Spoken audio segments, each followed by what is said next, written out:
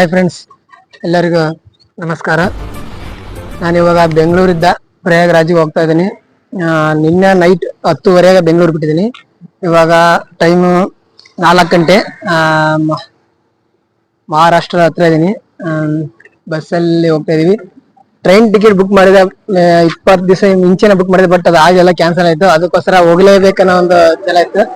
ಅದಕ್ಕೋಸ್ಕರ ಬಸ್ಸಲ್ಲಿ ಹೋಗ್ತಾ ಇದೀನಿ. ಬಸ್ಸಲ್ಲಿ ಆದ್ರೆ 30 ತಾಸು ಜರ್ನಿ, ಅದರಲ್ಲಿ 10 ತಾಸು ಜರ್ನಿ ಕಂಪ್ಲೀಟ್ ಮಾಡಿದೀವಿ. ಇನ್ನೊಂದು 20 ತಾಸು ಜರ್ನಿ ಇದೆ. ಹೋಗ್ತೀವಿ. ಚೆನ್ನಾಗಿದೆ ಬಸ್ ಎಲ್ಲ. ಒಬ್ರಿಗೆ 7,000. ಸ್ಲೀಪರ್ ಕೋಚ್ ಎಲ್ಲ ಚೆನ್ನಾಗಿದೆ, AC ಎಲ್ಲ ಚೆನ್ನಾಗಿದೆ. ತೋರಿಸ್ತೀನಿ ಬರೀ ಬಸ್ ಹೇಗಿದೆ ಅಂತ, ಗೊತ್ತಾಗುತ್ತೆ ಬಸ್ ಯಾವ ತರ ಇದೆ ಅಂತ. ಮಹಾರಾಷ್ಟ್ರ ಅಯೋಧ್ಯೆಯಲ್ಲಿದೆ.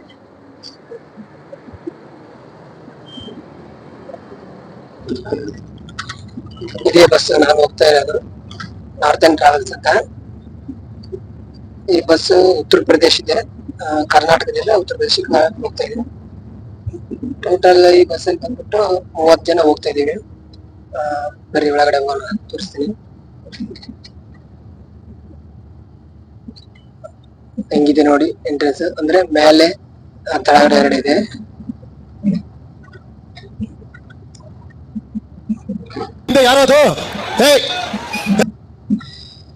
ಮೇಲೆ ಅಂದ್ರೆ ಒಂದ್ ಸೈಡ್ ಸಿಂಗಲ್ ಇದೆ, ಇನ್ನೊಂದ್ ಸೈಡ್ ಡಬಲ್ ಇದೆ. ಫ್ಯಾಮಿಲಿ ಒಂದ್ ಸೈಡ್, ಒಂದ್ ಸೈಡ್ ಸಿಂಗಲ್ ಹೋಗೋರು. ಅದು ಚೆನ್ನಾಗಿದೆ. ಇಲ್ಲಿ ತನಕ ಇದೆ ರೆಡ್ ಅಂಡ್ ಲಾಸ್ಟ್ ಇದು. ಬಟ್ ಕಂಫರ್ಟಬಲ್ ಎಲ್ಲ ಚೆನ್ನಾಗಿದೆ, ಏನು ಎಲ್ಲ ಪ್ರಾಬ್ಲಮ್ಸ್ ಎಲ್ಲ ಚೆನ್ನಾಗಿದೆ. ನನ್ನ ಸೀಟ್ ಬಂದ್ಬಿಟ್ಟು ಇಲ್ಲಿದೆ, ನಂದು ತಳಗಡೆ ಕೊಟ್ಟಿದ್ದಾರೆ. ಇದೆ ಒಂದು ಇದು AC ಸ್ವಿಚ್ ಬಂದ್ಬಿಟ್ಟು ಇದು AC ಬರ್ತಿರುತ್ತೆ ಇಲ್ಲಿ ಗಾಳಿ ತಣ್ಣಗೆ. ಮತ್ತೆ ಪಕ್ಕದಲ್ಲಿ ಚಾರ್ಜಿಂಗ್ ಪಾಯಿಂಟ್ ಅದು. ನೆಕ್ಸ್ಟ್ ಈ ಕಡೆ ಒಂದು AC ಇದೆ. ನಮಗೆಲ್ಲ ಗೊತ್ತಾಗೋಯ್ತು. ಇದು ನನ್ನ ಬಾಲ್ಕನಿ ನೋಡಿ, ಹೆಂಗಿದೆ ಬಾಲ್ಕನಿ.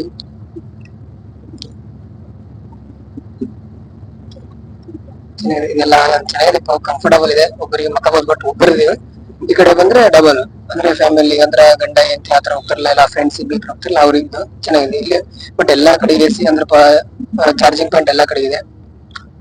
ಇದು ಈ ಕಡೆ ಬಾಲ್ಕನಿ ನೋಡ್ಬೋದು, ಚೆನ್ನಾಗಿದೆ. ಅಂದ್ರೆ ಕಂಫರ್ಟಬಲ್ ಇದೆ, ಪರವಾಗಿಲ್ಲ ಹೋಗ್ಬೋದು. 7,000 ಕೊಡ್ಬೋದು, ಪರವಾಗಿಲ್ಲ. ಇದು ಅಂದ್ರೆ ನೈಟ್ ಈ ತರ ಲೈಟಿಂಗ್ಸ್ ಇರುತ್ತೆ. ಲೈಟಿಂಗ್ಸ್ ಏನಿಲ್ಲ, ಬಟ್ ನಾರ್ಮಲ್ ಆಗಿರುತ್ತೆ, ಚೆನ್ನಾಗಿರುತ್ತೆ.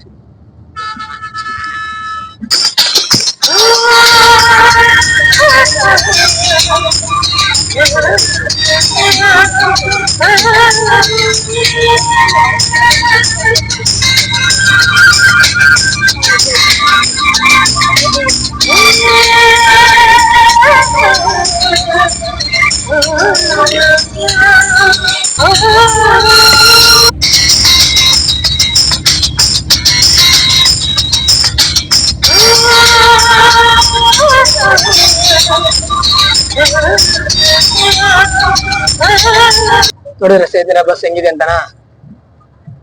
ಅಷ್ಟೇ. ಇನ್ನ 5 ಗಂಟೆ 5 ಗಂಟೆಗೆ ಬಿಟ್ಟಿದ್ವಿ, ಮಹಾರಾಷ್ಟ್ರ ಎಂಟ್ರಿ ಆಗಿದ್ವಿ. ಇವಾಗ ಡ್ರೈವರ್ನ ಕೇಳಿದ್ರೆ ಅವರು ಮಾರ್ನಿಂಗ್ 5-6 ಗಂಟೆ ಹೋಗುತ್ತೆ ಅಂತ ಹೇಳಿದ್ರೆ, ಗೊತ್ತಿಲ್ಲಪ್ಪ ಅವ್ರೆಲ್ಲ ಟ್ರಾಫಿಕ್ ಇದ್ರೆ ಸ್ವಲ್ಪ ಲೇಟ್ ಆಗುತ್ತೆ ಹೇಳಿದ್ರೆ. ಬಟ್ ಹೋಗೋಣ ನಿಧಾನಕ್ಕೆ. ಅಷ್ಟೊಂದು ದೂರದಿಂದ ಬಂದಿದೀವಿ. ಇನ್ನೊಂದು 800 ಕಿಲೋಮೀಟರ್ ಇದೆ.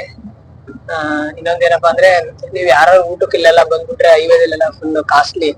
ಯಾಕಂದ್ರೆ ಇಲ್ಲೆಲ್ಲ ರೈಸ್ ಬೇರೆ ಅಮೌಂಟ್ ಕೊಡ್ಬೇಕು, ಸಾಂಬಾರ್ಗೆ ಬೇರೆ ಅಮೌಂಟ್ ಕೊಡ್ಬೇಕು. ತುಂಬಾ ಒಂದು ರೈಸ್ ಸಾಂಬಾರ್ ತಗೊಂಡು 3 ರೂಪಾಯಿ ಕೊಡ್ಬೇಕು, 100 ರೂಪಾಯಿ ಇಸ್ಕೊಂತಾರೆ. ಅದ್ರದೊಂದು ಸ್ವಲ್ಪ ಡಿಮ್ಯಾಂಡ್ ಇಲ್ಲ ಊಟದ್ದು. ಇದೆಲ್ಲ ಚೆನ್ನಾಗಿದೆ. ಬಸ್ ಎಲ್ಲ ಫುಲ್ ಸೆಕ್ಯೂರಿಟಿ ಇದೆ, ಸಖತ್ತಿದೆ. ಏನಪ್ಪಾ AC 2 ಕಡೆ AC ಇರುತ್ತೆ, ತಳಗಡೆ ಮತ್ತೆ ಮೇಲ್ಗಡೆ. ಇಲ್ಲಿ AC ಆಫ್ ಆನ್ ಇರುತ್ತೆ, ಯೂಸ್ ಮಾಡ್ಕೋಬಹುದು. AC ಬೇಡ ಅನ್ಸುತ್ತೆ ಅವಾಗ ನೈಟ್ ಮತ್ತು ಮಾರ್ನಿಂಗ್.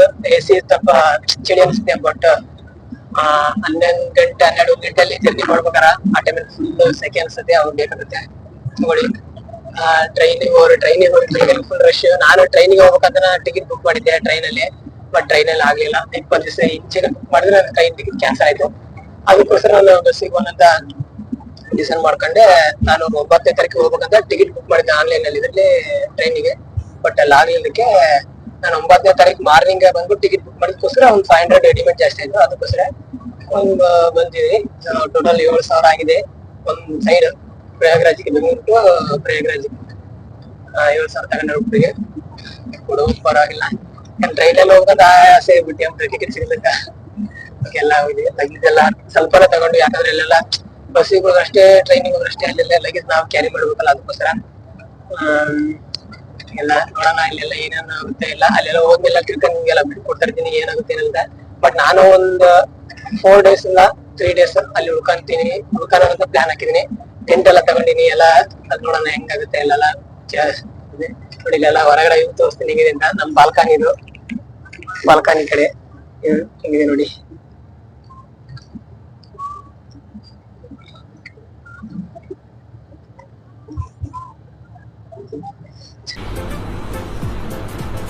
ಅಷ್ಟೇ.